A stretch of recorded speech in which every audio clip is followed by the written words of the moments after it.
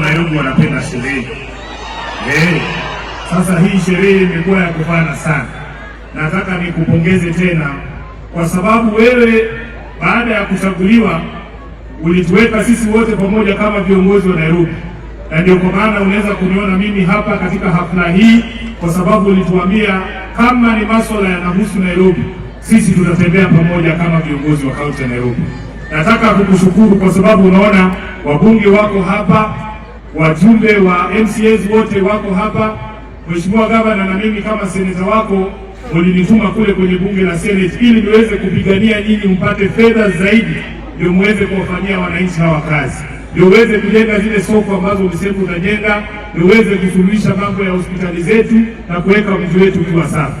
Kama seneta wenu, kwa sababu hii ni mara ya kwanza na mimi nikutana na nyinyi miezi hii 9, nataka niseme asanteni sana kwa kura ambazo mlinipatia niwe seneta wenu. Na jambo la pili, niwape ripoti kwamba siku zote mnajua Sifuna hata badilika. Sifuna atasalia yule ambaye alikuwa anaomba kura kwenye mitaa.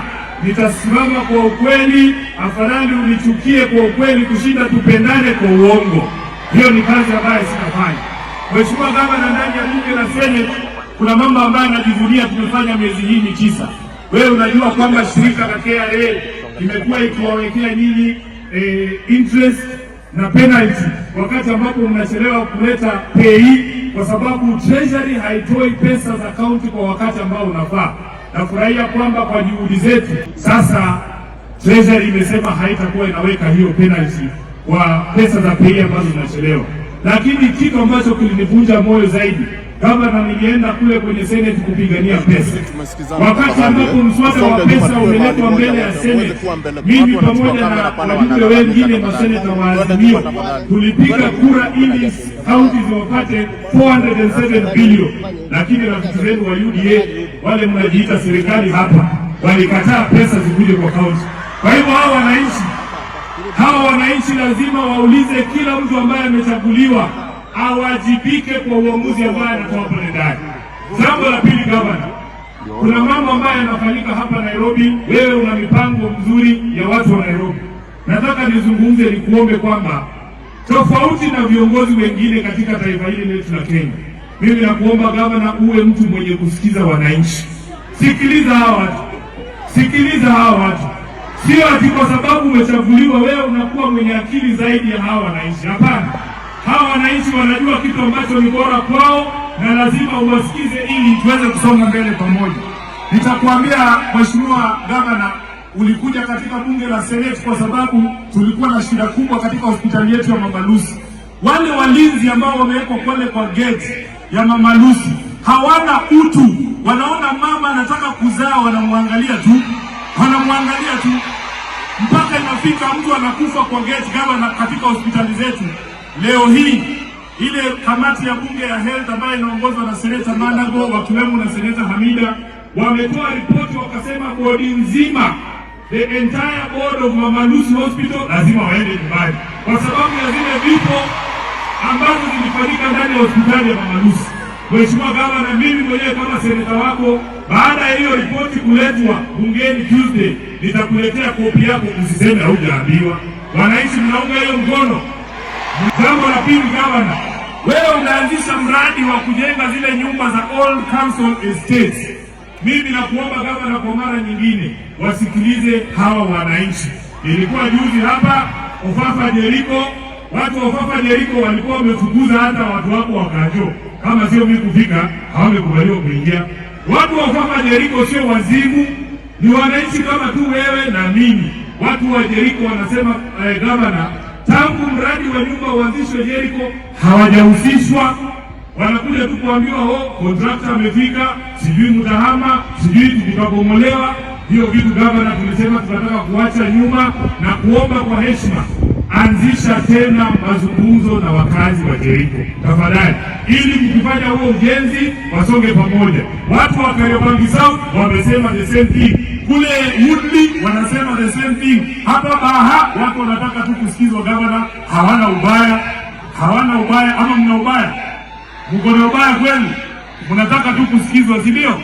Jambo lingine Gavana, kuna hawa ndugu zetu ambao walikuwa wanafanya kazi NMS vijana 700 wa enforcement wamenifungua simu kila usiku. Gavana, najua hata wewe unapigiwa. Hawa jamaa walifutwa kazi, wana kilio. Wewe unaona vile uchumi umekaa, umetangaza utahaya enforcement officers wengine 1000 kwa heshima kubwa. Gavana, anza na hawa 700 walikuwa kwa NMS, warudi kazi, waendelee. Mnakubaliana na hiyo?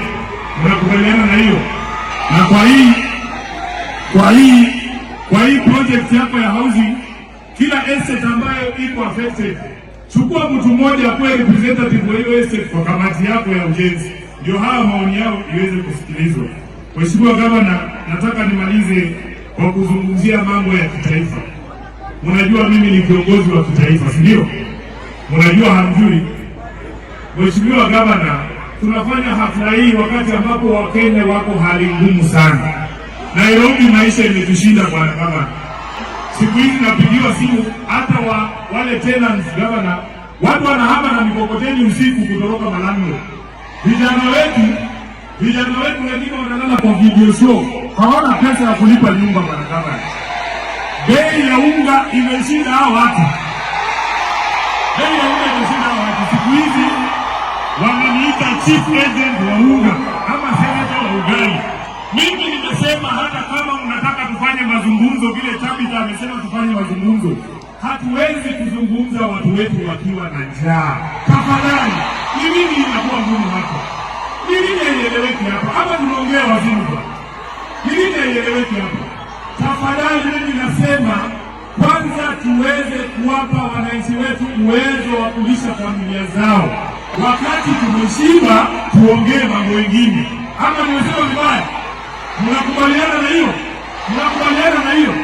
Wewe fikiria Gavana, ati leo unaleta mswada kwa bunge serikali hii yenu kusema ati mtu wa salon pia yeye anaenda kulipa ushuru. Ile wivi, hii makucha fake, hii kope fake, ndio vitu ya kuweka ushuru juu yake kweli.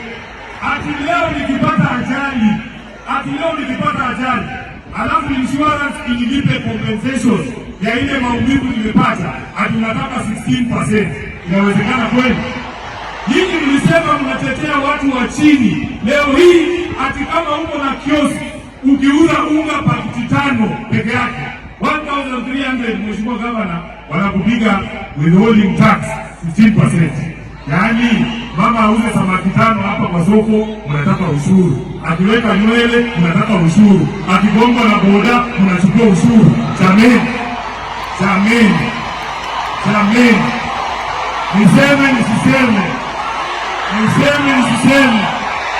Niseme nisiseme.